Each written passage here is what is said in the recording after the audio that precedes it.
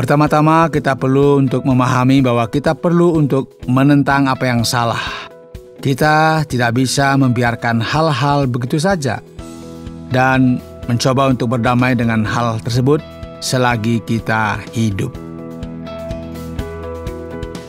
Saudara pendengar, berjumpa lagi dengan saya, Oti Priambodo, dalam program Jalan 66. Senang sekali karena bisa mempersembahkan program yang memberikan pengetahuan Alkitabiah dan menyuguhkan kepada kita jalan keselamatan. Hari ini kita akan belajar dari sebuah surat yang pendek yang tercatat dalam Perjanjian Baru, yaitu kitab Yudas. Di sini kita akan belajar tentang siapakah pemimpin gereja. Dan kita juga akan belajar tentang sebuah drama dari seorang yang tinggal dalam masa kebejatan. Guru kita yaitu Pak Yohanes akan memberikan komentar tentang hal ini dengan sebuah tema, panggilan untuk berjuang. Apakah kita benar-benar siap untuk membela kebenaran Alkitab? Terlepas apapun konsekuensinya. Segala sesuatu yang terjadi di sini bukanlah sebuah kebetulan. Karena itu, mari kita dengarkan dan kita akan belajar bersama-sama. Shalom saudaraku, kita senang boleh diberi waktu untuk kita belajar kebenaran firman Tuhan. Dan kali ini kita akan belajar dari surat Yudas. Saudara, dalam surat yang pendek ini, firman Tuhan dimulai dengan menuliskan dari Yudas, hamba Yesus Kristus, dan dari saudara Yakobus kepada mereka yang terpanggil, yang dikasihi dalam Allah Bapa, dan yang dipelihara untuk Yesus Kristus. Rahmat, damai sejahtera, dan kasih kiranya melimpahi kamu. Surat pendek ini sangat mirip dengan surat 2 Petrus. Kesamaan yang terdapat antara surat Yudas dan surat Petrus yang kedua ini sangatlah luar biasa. Ada beberapa ahli yang membayangkan bahwa surat-surat ini merupakan surat-surat yang paling berkaitan, yang saling menggunakan informasi dari masing-masing surat sebagai referensi. Indikasi-indikasi yang bisa kita lihat di sini bahwa surat ini kemungkinan ditulis setelah tahun 65. Dan sangat mungkin bahwa surat ini juga ditulis sebelum akhir tahun 70-an. Namun beberapa ahli berpikir khususnya karena ada beberapa ungkapan yang dipakai di sini seperti iman yang telah disampaikan kepada orang-orang kudus yang memberikan sebuah kesan mengenai isonomi doktrinal yang sangat jelas dalam gereja mula-mula. Sehingga para ahli percaya bahwa surat ini dituliskan sekitar tahun 80. Namun jika kita memperhatikan bagian ini saudara, kita akan melihat nama Yudas. Di antara beberapa kemungkinan yang terdapat dalam Perjanjian Baru, segala sesuatunya memberikan indikasi bahwa Yudas ini merupakan saudara tiri Yesus dan juga kita melihat nama Yakobus di sini. Menarik sekali bahwa penulis di sini berjuang melawan pengajar sesat. Dan inilah mengapa kita hari ini berbicara tentang panggilan untuk berperang. Para bidat yang kita bisa lihat di sini adalah bidat pre-gnostik yang fokus pada umumnya dalam imoralitas dan tindakan cabul yang juga diasosiasikan dengan kesalahan teologis. Nah, saudara, Yudas suka untuk terus-menerus menggunakan triple formula di mana ia mengatakan bahwa kita dikasihi, kita dipanggil dan kita dijaga, dan kemudian ia berbicara mengenai rahmat, damai sejahtera, dan kasih. Semua ini disampaikan dalam salam pembukanya. Jadi langsung kepada peperangan ini ke dalam peperangan yang menentang apa yang salah, menentang dusta, dan ajaran sesat. Yudas berkata, saudara-saudaraku yang kekasih, sementara aku bersungguh-sungguh berusaha menulis kepada kamu tentang keselamatan kita bersama, aku merasa terdorong untuk menulis ini kepada kamu dan menasihati kamu supaya kamu tetap berjuang untuk mempertahankan iman yang telah disampaikan kepada orang-orang kudus. Mari kita melihat di sini saudara, perlunya memerangi apa yang salah. Ada banyak sekali orang, khususnya dalam konteks kontemporer ini, yang berpikir bahwa setiap masalah bisa diselesaikan dengan membicarakannya. Dan bahwa ada hal-hal yang akan mudah disesuaikan dengan adanya negosiasi. Ini bukanlah sesuatu yang benar untuk dilakukan dalam kasus-kasus tertentu dan dalam gagasan-gagasan yang kita sebut sebagai gagasan kacau. Yudas bisa saja mencoba untuk menghindari masalah yang kacau seperti ini atau ketidaknyamanan antara orang-orang tertentu dan dengan sederhana berkata, "Udahlah, teman-teman, lupakan saja. Mari kita coba untuk menyelesaikan masalah ini nanti." Namun, nggak seperti itu. Ini merupakan sesuatu yang serius. Dan ketika ada sesuatu yang serius, ketika ada bahaya yang melibatkan iman Kristen dalam doktrin, moral, maka kita perlu bertindak sesegera mungkin secara objektif dan tegas. Dan inilah saatnya untuk mengajak semua orang maju dalam peperangan, dalam perjuangan. Apakah penting bagi kita berperang demi iman? Mengapa? Sebab ternyata ada orang tertentu yang telah masuk menyusup di tengah-tengah kamu, yaitu orang-orang yang telah lama ditentukan untuk dihukum. Mereka adalah orang-orang yang fasik, yang menyalahgunakan kasih karunia Allah kita untuk melampiaskan hawa nafsu mereka, dan yang menyangkal satu-satunya penguasa dan Tuhan kita, Yesus Kristus. Apa yang terjadi, saudara? Kelompok individu ini menyusup ke dalam gereja, dan mereka ini bukanlah orang Kristen yang sejati, dan yang sedang berusaha untuk mengubah kasih karunia Allah. Di sini kita bisa melihat bagaimana orang-orang berpaling dari kasih karunia Allah kepada sebuah legalisme, yaitu sebuah bentuk yang benar-benar kacau. Ada orang-orang lain yang memutuskan untuk berjalan dalam sebuah jalan yang berbeda. Jalan yang kacau, yang melibatkan kebejatan dan berkata, "Lihatlah, karena Allah itu adalah Allah yang bodoh, Allah yang maha mengasihi, Allah yang maha mengampuni, maka mari kita hidup sesuka kita, dan akhirnya semua akan baik-baik saja." Namun sebenarnya tidaklah seperti ini. Yudas berkata, "Mari kita memperhatikan sejarah. Dan mari kita lihat bagaimana Allah bertindak terhadap orang-orang yang menolak kasih karunia-Nya dan memutuskan untuk mengambil sebuah jalan yang bejat dan cabul. Dan karena Ia suka menggunakan triple contoh, maka inilah yang akan bisa kita temukan, saudara. Tetapi sekalipun kamu telah mengetahui semuanya itu dan tidak meragukannya lagi, aku ingin mengingatkan kamu bahwa memang Tuhan menyelamatkan umat-Nya dari tanah Mesir, namun sekali lagi membinasakan mereka yang tidak percaya. Jadi kita perlu mengingat juga tentang mujizat terbelahnya Laut Merah dan orang-orang yang mengembara di padang gurun, dan siapa orang yang tidak percaya dibinasakan oleh Allah, dan mereka tidak pernah masuk ke tanah perjanjian. Dan bahwa Ia menahan malaikat-malaikat yang tidak taat pada batas-batas kekuasaan mereka, tetapi yang meninggalkan tempat kediaman mereka dengan belenggu abadi di dalam dunia kekelaman sampai penghakiman pada hari besar. Ini memberikan sebuah referensi dari para malaikat yang beberapa ahli mengkaitkannya dengan air bah. Sedangkan para ahli lain mengkaitkan hal ini dengan kejatuhan para malaikat yang termasuk di dalamnya kejatuhan iblis. Jadi para malaikat pun nggak disayangkannya ketika mereka memutuskan untuk melakukan apa yang salah. Sama seperti Sodom dan Gomora dan kota-kota sekitarnya yang dengan cara yang sama melakukan percabulan dan mengejar kepuasan-kepuasan yang tak wajar, telah menanggung sisaan api kekal sebagai peringatan kepada semua orang. Sama halnya, Sodom dan Gomora dengan perbuatan mereka yang cabul. Mereka mengalami sebuah masalah yang sama.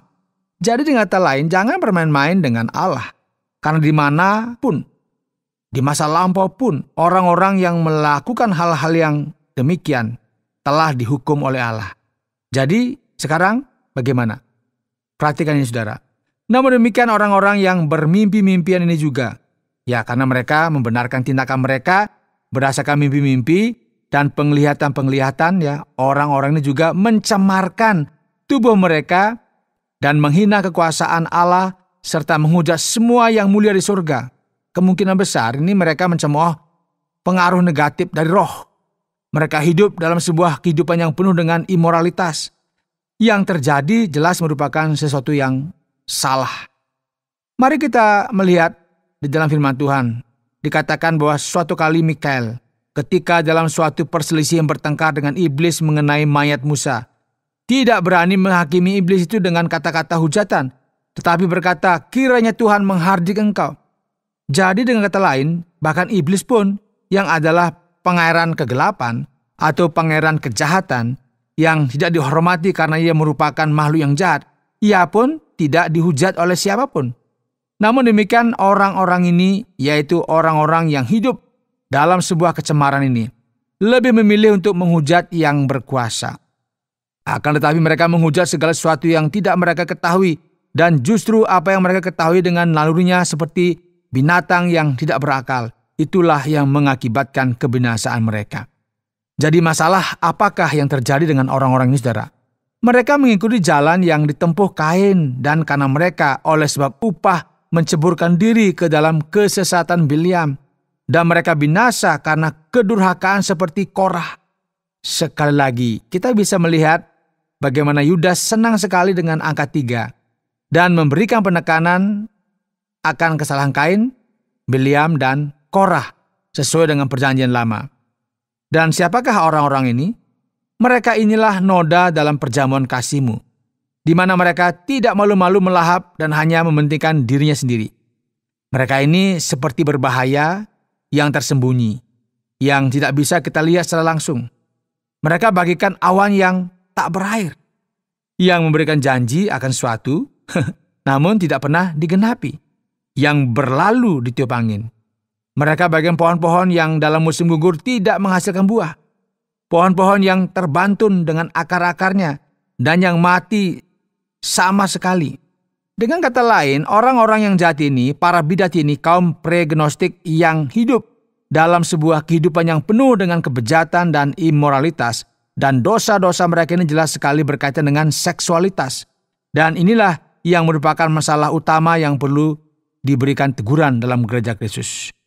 Juga tentang mereka Enoh, keturunan ketujuh dari Adam, telah bernubuat katanya, sesungguhnya Tuhan datang dengan beribu-ribu orang kudusnya, hendak menghakimi semua orang dan menjatuhkan hukuman atas orang-orang fasik karena semua perbuatan fasik yang mereka lakukan. Nah, di sini saudara, kita melihat bagaimana Yudas memberikan penekanan dengan menggunakan kata fasik, dan karena semua kata-kata nista yang diucapkan orang-orang berdosa yang fasik itu terhadap Tuhan, mereka itu orang-orang yang menggerutu dan mengeluh tentang nasibnya, hidup menuruti hawa nafsunya, tetapi mulut mereka mengeluarkan perkataan-perkataan yang bukan-bukan, dan mereka menjilat orang untuk mendapatkan keuntungan. Dengan kata lain, penghakiman, sebagaimana yang telah terjadi di masa lampau, yang terjadi sesuai dengan contoh yang kita dengar tentang Sodom dan Gomora, contoh yang telah kita dengar mengenai kejatuhan para malaikat, contoh dari orang-orang yang telah dibebaskan dari Mesir, yang kemudian mengembara di padang gurun sekian lama, dan juga contoh dari penghakiman yang menimpa Kain, Bileam, dan Korah, dan yang juga akan menimpa bumi ini di masa yang akan datang dalam eskatologi bersamaan dengan kedatangan Kristus yang kedua kali pada saat penghakiman akhir sesuai dengan nubuatan Enoh.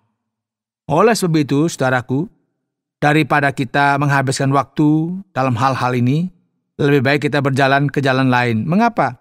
Karena Yesus Kristus sendiri telah menyampaikan kepada kita melalui para rasulnya. Menjelang akhir zaman akan tampil pengejek-pengejek yang akan hidup menuruti hawa nafsu kefasikan mereka. Mereka adalah pemecah belah yang dikuasai hanya oleh keinginan-keinginan dunia ini dan yang hidup tanpa Roh Kudus.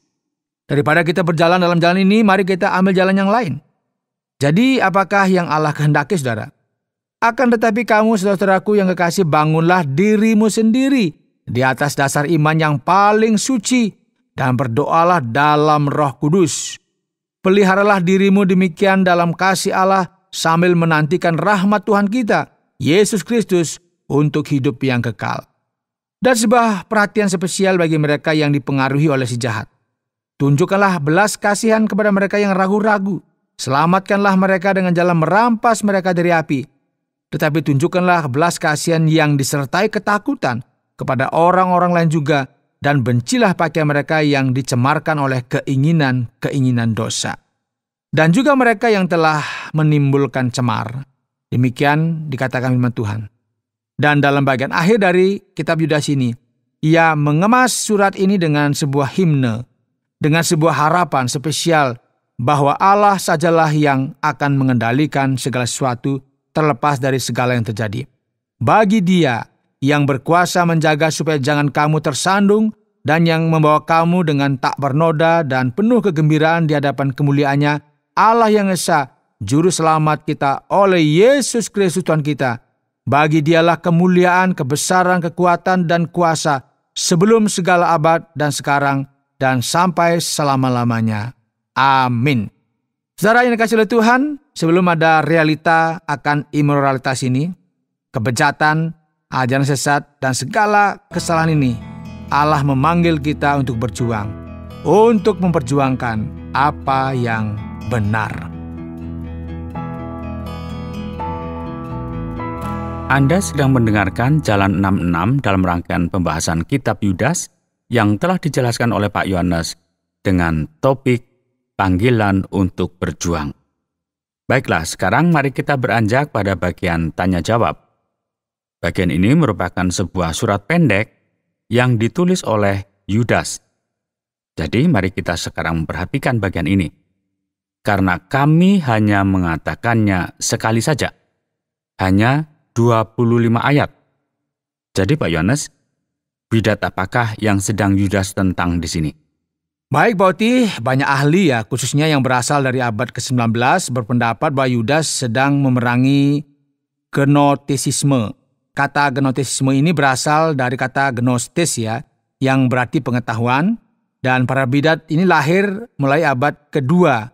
Dan gnostik itu sendiri sebagaimana yang kita pahami merupakan sebuah gagasan yang pada dasarnya mengajarkan mereka percaya tubuh dan benda-benda merupakan sesuatu yang tidak bernilai, yang merupakan sumber dari segala sesuatu yang jahat, dan roh merupakan sesuatu yang utama, dan oleh sebab itu, kita perlu untuk mengesampingkan hal ini.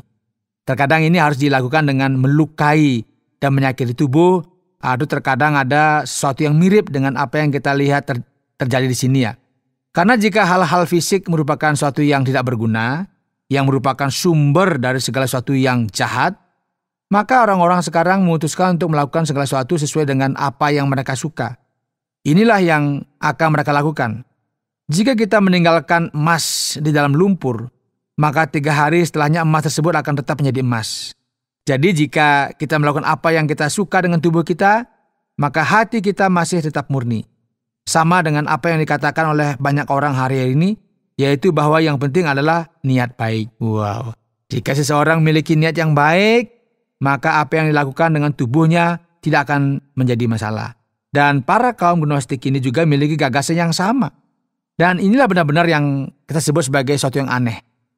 Kita tahu semua ini dengan baik. Oleh sebab itu, orang yang senantiasa mencari pengalaman rohani yang lebih dahsyat, mimpi-mimpi dan juga pewahyuan yang aneh, mencoba untuk menjalin hubungan dengan kuasa rohani yang lebih besar.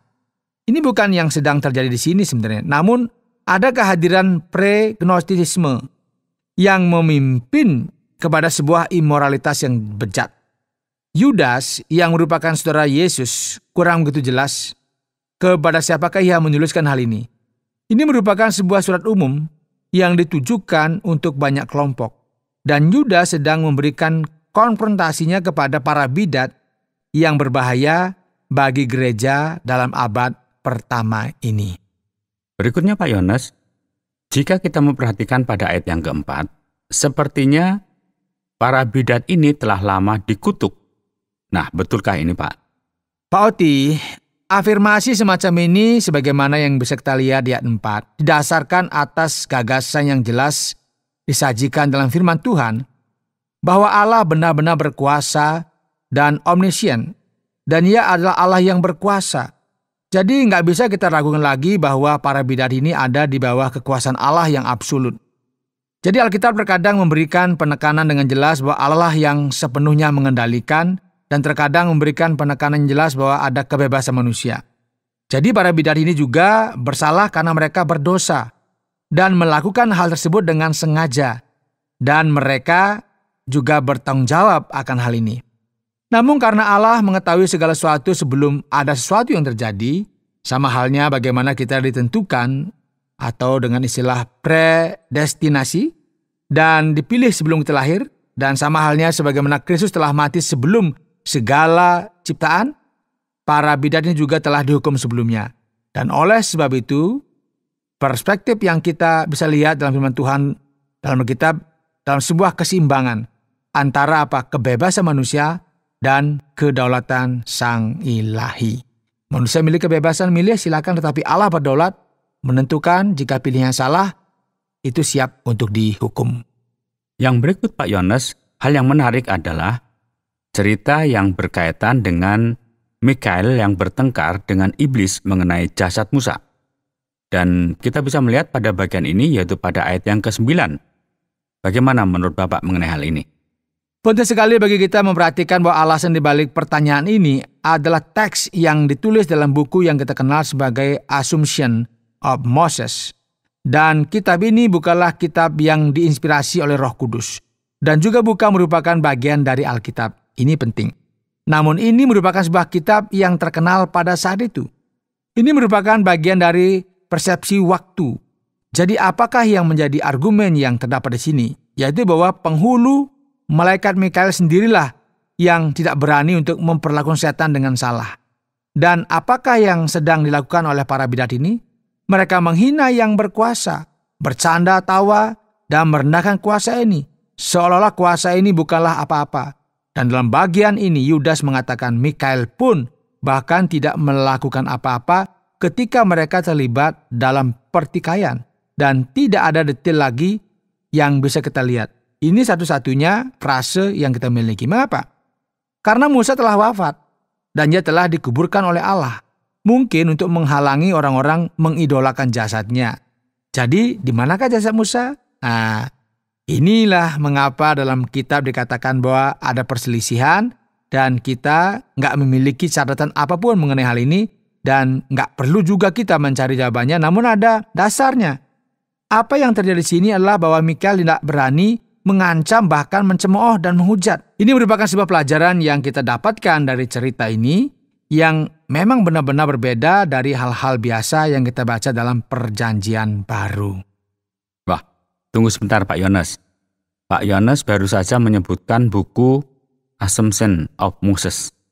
Ada cerita tentang Mikael, nubuatan Henok di ayat yang ke-14.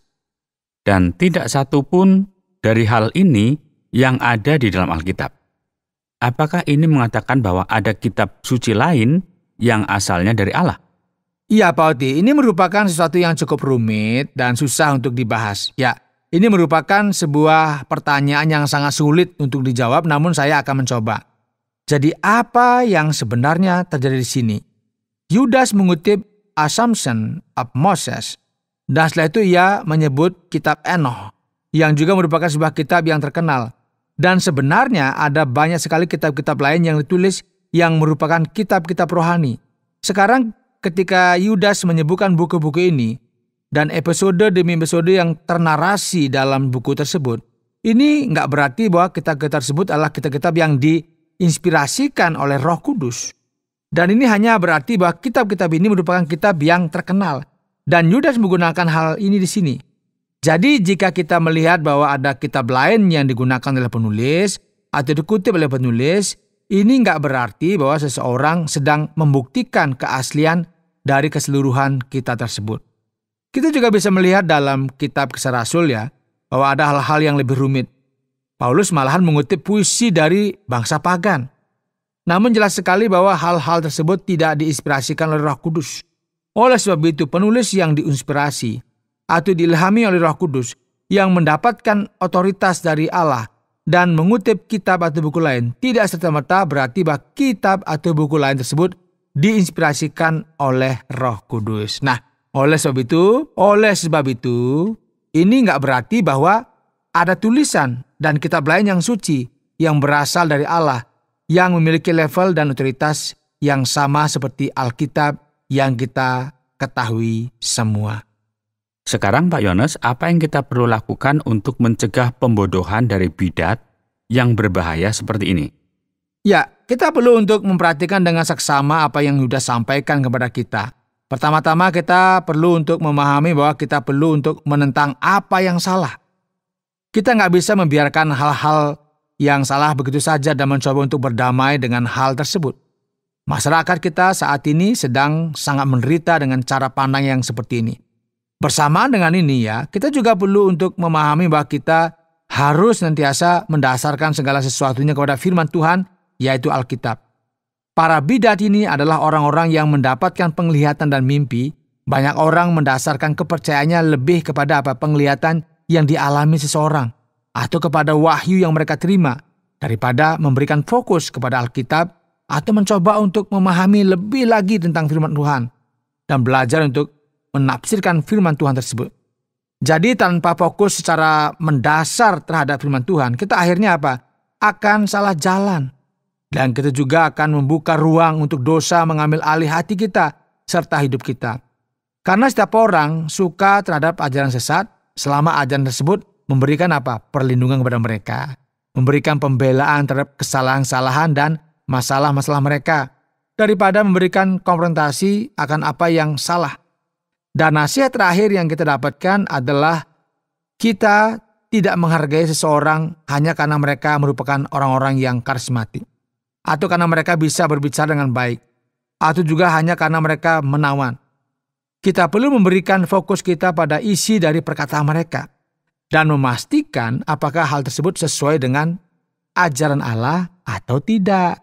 Karena jika kita mencoba untuk memberikan fokus kita kepada kecantikan dan hal-hal yang menawan, maka kita akan terjebak pada situasi yang mungkin sangat rumit nantinya.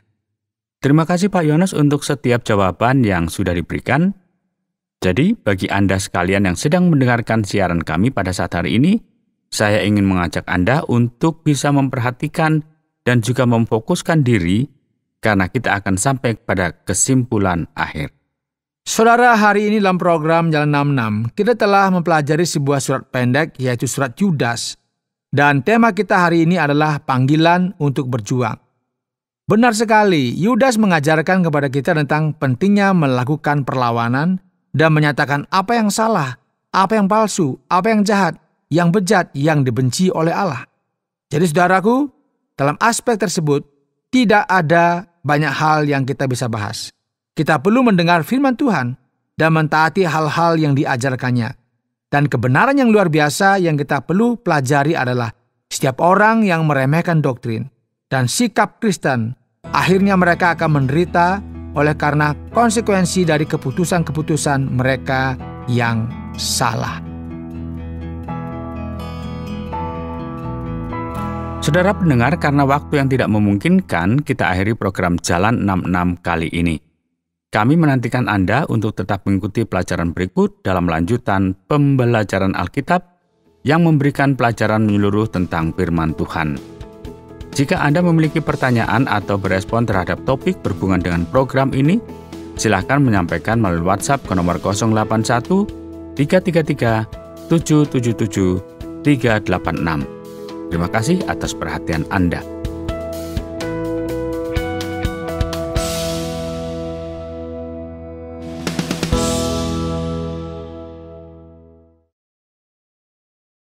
Terima kasih Anda sudah mengikuti program kami. Jika Anda diberkati, jangan lupa like, komen, dan share supaya Anda tidak ketinggalan setiap program terbaru kami.